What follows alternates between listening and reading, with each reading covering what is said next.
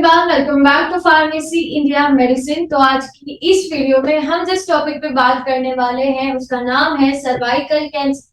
देखिए, सुना होगा आपने, आपके आसपास के लोग कहते होंगे कि उन्हें सर्वाइकल कैंसर है, लेकिन ये है क्या? देखिए, जो फीमेल की बॉडी होती है ये सिर्फ उसी में होगा, यानी जो सर्विक्स होता है फीमेल की बॉडी में, वेजाइना से जो अगला पार्ट है जिसका नाम सर्विक्स है, अगर वहां पर कोई ट्यूमर बन रहा है तो उसी को हम सर्वाइकल कैंसर बोलते हैं। आप कह सकते हैं कि कैंसर ऑफ सर्विक्स, ये सर्वाइकल कैंसर कहलाता है।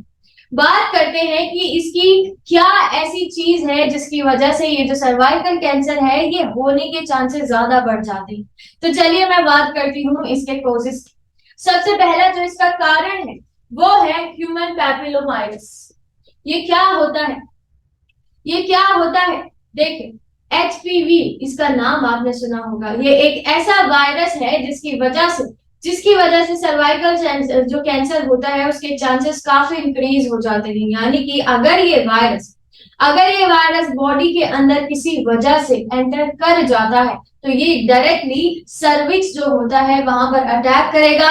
वहां की जो सेल्स होती हैं, उनकी जो दिमाग होता है, उनका जो माइंड होता है, किस तरीके से उनको डिवाइड होना है उसको डिस्ट्रॉय करता है। और इसी के साथ साथ जो सेल है वो डिवाइड होते रहते हैं, जिसकी वजह से जो ट्यूमर है वो बन जाता है और उसी को हम कैंसर बोलते हैं। इसके बाद वीकेंड इम्यून सिस्टम। अगर किसी का इम्यून सिस्टम, यानी कि जो बाहर से आने वाली जो पैथोजेंस होते हैं, जो बैक्टीरिया होते हैं, उनसे लड़ने की जो क्षमता है, इम्यूनिटी है, अगर वो किसी की काफी कमजोर है तब भी ये चीजें हो सकती है। इसी के साथ exposure to miscarriage preventing drug. अगर कोई मिसकैरेज प्रिवेंटिंग ड्रग ले रहा है रेगुलर बेस पे, तब ये कंडीशन अराइज होती है, क्योंकि उन ड्रग्स में ऐसी चीजें पाई जाती हैं जो सर्वाइकल कैंसर होता है इसको बढ़ावा देती है।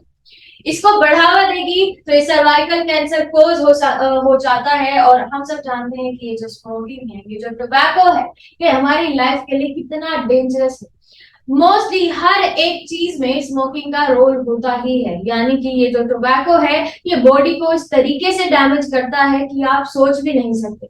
धीरे धीरे ये चीज होगी, लेकिन एक टाइम ऐसा आएगा कि इस धूम्रपान यानी कि इस टोबैको की वजह से बॉडी काम करना बंद कर दी। चलिए आगे बढ़ते हैं और बात करते हैं इसके सिम्टम्स की, यानी कि किस तरीके से हम पता लगा सकते हैं कि सर्वाइकल कैंसर है या फिर नहीं।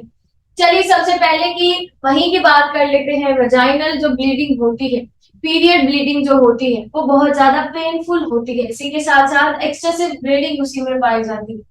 एक्सेसिव ब्लीडिंग, नॉर्मल अकाउंट से ज्यादा अगर ब्लीडिंग हो रही है तभी कंडीशन अराइज हो सकती है। और इनफर्टिलिटी, ये इसका मेन कारण आप कह सकते हैं, मेन कोज इसका कह सकते हैं इनफर्टिलिटी। यानी कि अगर किसी को सर्वाइकल कैंसर की दिक्कत है तो हो सकता है कि उसको इनफर्टिलिटी की भी प्रॉब्लम हो जाए।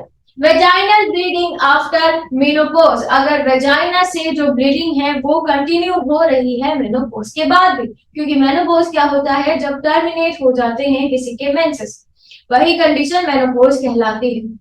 इसी के साथ पेल्विक पेन, अगर पेल्विक एरिया में पेन हो रहा है तब भी ये कंडीशन हो सकती है। और सीवियर अगर ये हो जाता है, बहुत ज्यादा अगर ये बढ़ जाता है, तो जो लेग्स होती हैं, पैर होते हैं, उनमें स्वेलिंग आनी शुरू हो जाती है। ये कुछ सिम्टम है आपके सामने जो इस सर्वाइकल कैंसर की वजह से हो सकते हैं, होने के चांसेस हो सकते हैं। लेकिन अगर ये काफी ज्यादा सीवियर हो जाए तो आप समझ जाइएगा जी कि ये जो सर्वाइकल कैंसर है ये काफी हद तक बढ़ चुका है। चलिए आगे बढ़ते हैं और बात करते हैं इसके ट्रीटमेंट की। आखिर क्या ट्रीटमेंट हो सकता है? देखिए, जैसे बाकी कैंसर्स के ट्रीटमेंट है वैसे इसके भी है। जैसे सर्जरी है, कीमोथेरेपी है, रेडियोथेरेपी है, टारगेटेड थेरेपी, इम्यूनोथेरेपी, ये सारी जो थेरेपीज हैं ये दी जाती है। सर्जरी की अगर हम बात करें तो सर्जरी में क्या होगा कि इंसिजन करके वो जो कंडीशन है, वो जो सर्विक्स है, उसको बाहर निकाल लिया जाएगा। और इसी के साथ साथ जो उसको पूरी तरीके से बाहर निकाल लेते हैं, तब आप खुद ही सोच सकते हैं कि वहां पर जो कैंसर के होने के चांसेस है वो बिल्कुल कम हो जाती है।